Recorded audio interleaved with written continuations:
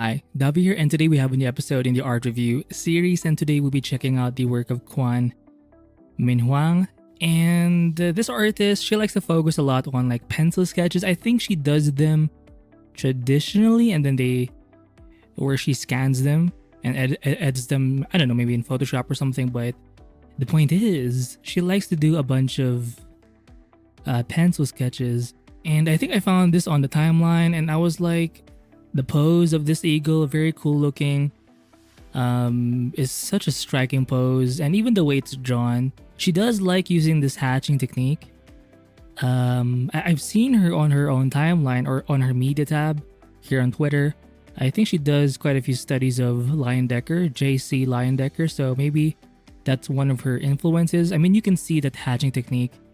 Even though Leyendecker likes to use it via paint, you can, obviously it's much more natural, or it's much more used in like pencil or pen sketches, and you can definitely see it a lot in Kuan Min Huang's work, right?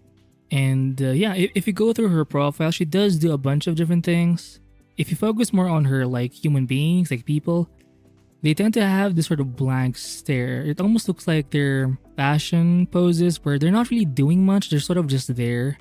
And they have the kind of like Mona Lisa look where they're just staring at you. I'm not sure if there's a term for it, but and yeah, sometimes she'll do these sorts of pieces where she'll mix in a bunch of different elements like wings, branches, skulls, people. I'm not sure what theme you would classify this as, but you'll see this a lot maybe in, I don't know, Art Nouveau. I mean, that's the only thing that comes to mind, but you know, I recall back in high school seeing this artist. He or she, they have this Behance account, and I remember seeing they have the same style as well, where it's a lot of like hatching. It's sad though because I can't remember their actual name, but they also do a lot of like pencil sketches like these or drawings, and they were mostly focused on like women and fashion models. As you can see, this one, they look like spot illustrations, right? Even if you don't have a background, they look like a complete sort of thing. And again, the way it's hatched, it does go with the form. I don't see a lot of cross hatching in their work. And the values, you do see a bit of value range. For example, if you look at the grapes, look at how some parts are darker the further or the more down they are, or the further back they are. So you do have a bit of that pen pressure use, meaning the deeper or the harder you grip your pen or put down the pen or pencil, the darker the stroke will be. So you have that, but also you do have a bit of line weight variety, especially for the hair strands of the mouse or the mice. But I really like the hatching. It's really more of my thing. And you do see the strokes, right? Let's go back to this eagle, right? Because sometimes when you use pencil, the more you use it, the thicker it gets. So it becomes sort of a pastel. It has a pastel look eventually, or charcoal look. You can even see a little bit of that here. If you look at the bottom part of the eagle's head, look at how dark it goes. It almost looks like it was done with a charcoal pencil, right? But I like how it's not like, it's very concentrated in that area because that's where the contrast is. So you're gonna want to look at the head first, right? The top of the eagle's head is mostly in white, and then at the bottom, you know, you have those deep dark strokes, right? So that contrast really pulls you in on that spot, right? And when it comes to the perspective, they like to do, it's an Art Nouveau where they flatten the image in a way. Like you'll see this a lot in like card artwork or book cover artwork where it's more flat, right? Like it's not designed to be 3D, and they do a lot of animal sketches, which I think I like more than their people, just because they're more dynamic, right? Look at how the spots were done here. Like you don't even have to draw like the contours of these spots. You can just indicate it via shading. I mean, you can, or a hatching in this case. You do see a little bit of that lay-in, that light lay-in, to kind of signify where the edges of those spots are, but it's very light, you know? I do like the expression down below in the lower right side of the tiger or leopard. It looks like a snow leopard because I think they have the thicker tails, right? The more fluffy tails. Again, the hatching here. She does like doing a lot of like dogs, cats, I think the most. But they're actually kind of diverse because sometimes you'll see birds, obviously, rats. So yeah, again, the hatching just, it really pulls me in. And it's very consistent too. Like it's not, like it doesn't look like she's a beginner. Like she already has a set method, a system. And it definitely works for her. I do see a bit of that sharpness in the way it's drawn. Look at how you do see a lot of like pointy parts in the ears, in the edge of the wings, even in the leaves. They like the sharpness here and there. If you look at the left hand side, this Doberman dog, I think they sketched that part digitally, especially I think they were using some kind of flat brush. Maybe in the beginning it was a pencil sketch, like traditional, and then they added the darker parts with a digital charcoal flat brush. It looks like it anyway, but it looks natural, right? So here we have a couple of birds.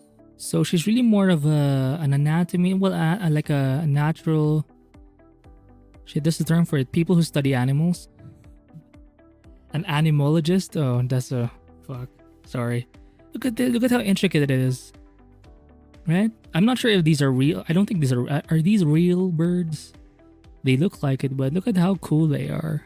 I mean, if you just increase the contrast and made these less gray, they could become ink sketches. Like finished ink sketches. Or maybe you can leave in the gray or everything as is and just add some color. Maybe some basic flats. And you already have a bunch of spot illustrations. And what's cool is even their sketches look kind of finished. Right? Again, the hatching looks so cool. Let's go further down. Oh, we have a line here. Oh my god. Look at that. And again, they like adding those ornamental stuff or borders on the side. Again, is it Art Nouveau? I think it's Art Nouveau where you have that kind of flat look, right? Oh, this is the Lion Decker study, right? Painted digitally, I would assume. It looks like it. But if you check out Lion Decker's work, he does like to add. You wouldn't expect it in like gouache or oil paintings, but he does do it, and it does have it looks good, or he made it look good. I think even Ahmed Al-Duri also likes or he's inspired by the work of Lion Decker as well. Again, more animals, right? Like even each sketch can stand on their own. That's why it works well for spot illustrations. Again, if you look at these sorts of pieces, it has to be Art Nouveau, right?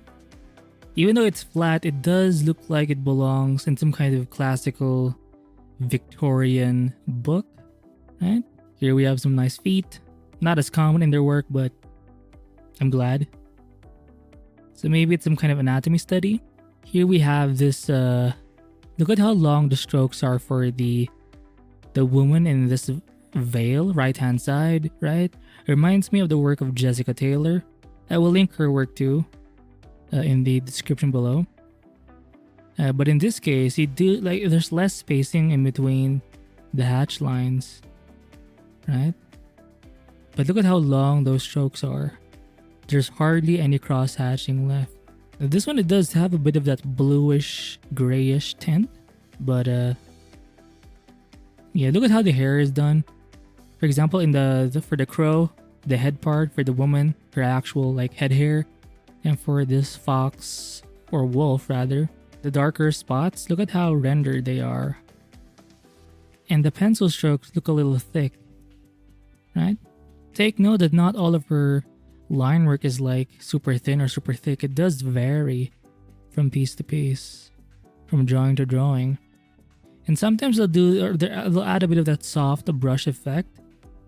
Kind of like the work of Eliza I'll link her work too, where she'll use a pencil stump to add this sort of smudge effect in her pencil drawings. I think Kuan Min Huang likes to do the same thing.